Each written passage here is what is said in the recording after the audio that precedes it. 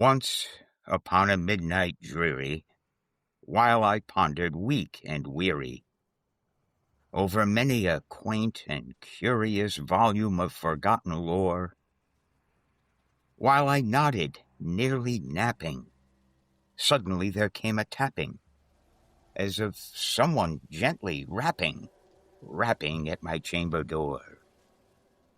"'Tis some visitor," I muttered, tapping at my chamber door. "Only this, and nothing more." Ah, distinctly I remember it was in the bleak December, and each separate dying ember wrought its ghost upon the floor. Eagerly I wished the morrow. Vainly I had sought to borrow from my books surcease of sorrow, sorrow for the lost Lenore, for that rare and radiant maiden whom the angels named Lenore, nameless here forevermore. And the silken, sad, uncertain rustling of each purple curtain thrilled me, filled me with fantastic terrors never felt before, so that now, to still the beating of my heart, I stood repeating, "'Tis some visitor entreating entrance at my chamber door.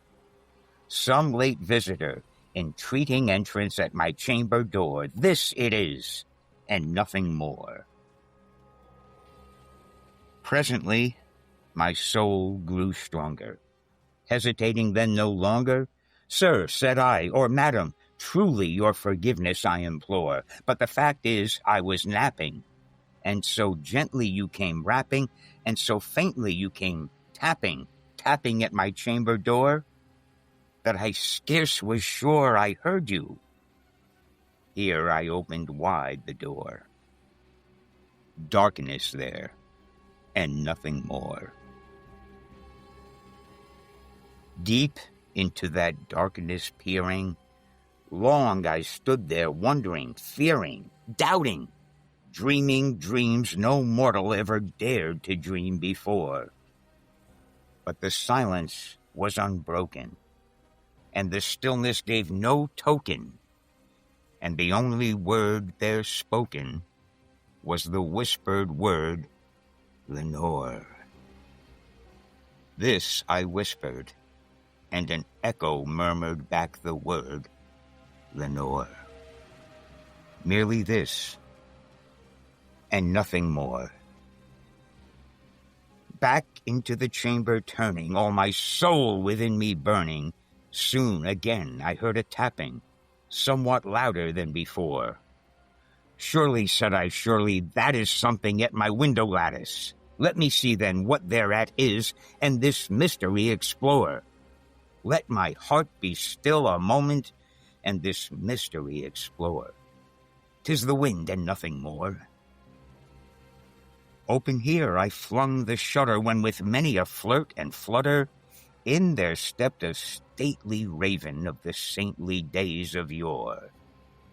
Not the least obeisance made he, not a minute stopped or stayed he, but with mien of lord or lady perched above my chamber door, perched upon a bust of Pallas just above my chamber door, perched and sat, and nothing more.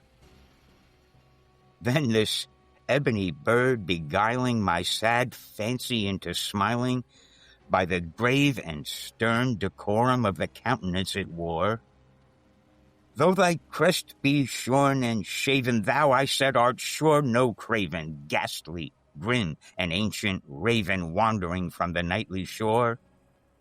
Tell me what thy lordly name is on the night's Plutonian shore."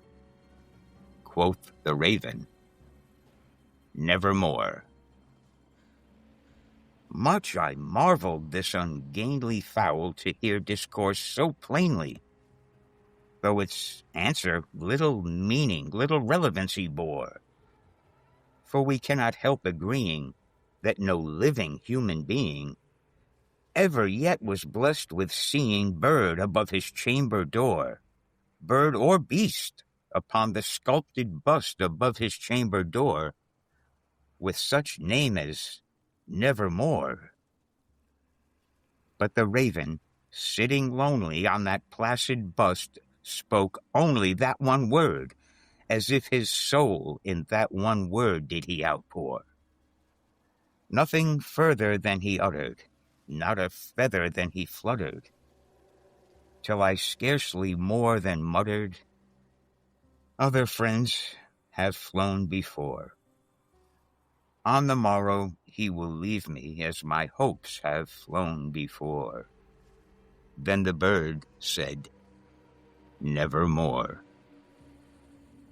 Startled at the stillness broken by reply so aptly spoken, "Doubtless," said I, "what it utters is its only stock and store, caught from some unhappy master whom unmerciful disaster followed fast and followed faster, till his song one burden bore, till the dirges of his hope that melancholy burden bore, of never, nevermore." But the raven, still beguiling all my sad soul into smiling, straight I wheeled a cushioned seat in front of bird and bust and door.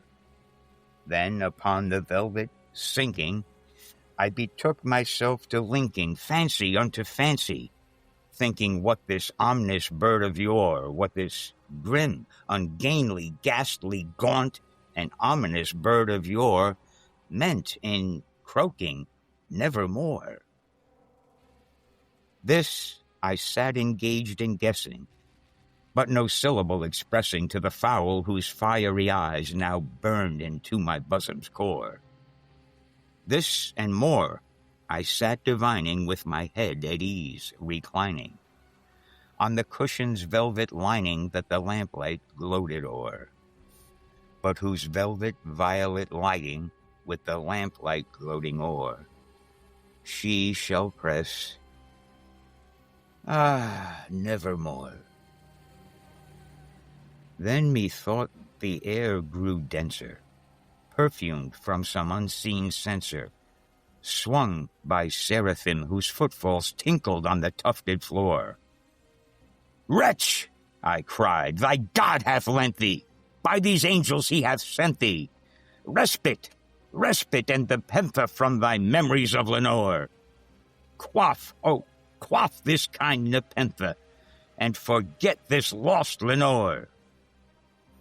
Quoth the raven, "Nevermore."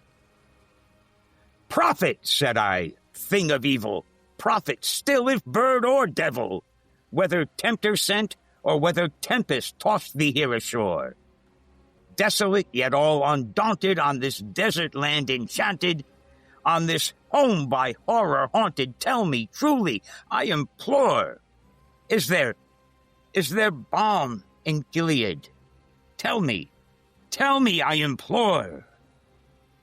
Quoth the raven, "Nevermore."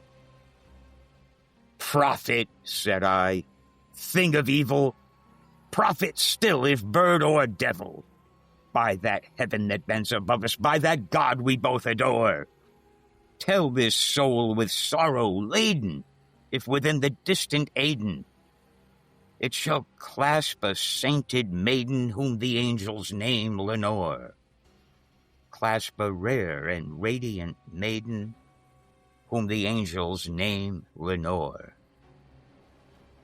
Quoth the raven, "Nevermore." "Be that word our sign of parting, bird or fiend," I shrieked, upstarting. "Get thee back into the tempest and the night's Plutonian shore. Leave no black plume as a token of that lie thy soul hath spoken. Leave my loneliness unbroken. Quit the bust above my door. Take thy beak from out my heart, and take thy form from off my door." Quoth the raven, "Nevermore." And that raven, never flitting, still is sitting on the pallid bust of Pallas just above my chamber door. and his eyes have all the seeming of a demon's that is dreaming, and the lamplight o'er him streaming throws his shadow on the floor. And my soul, from out that shadow that lies floating on the floor, shall be lifted nevermore.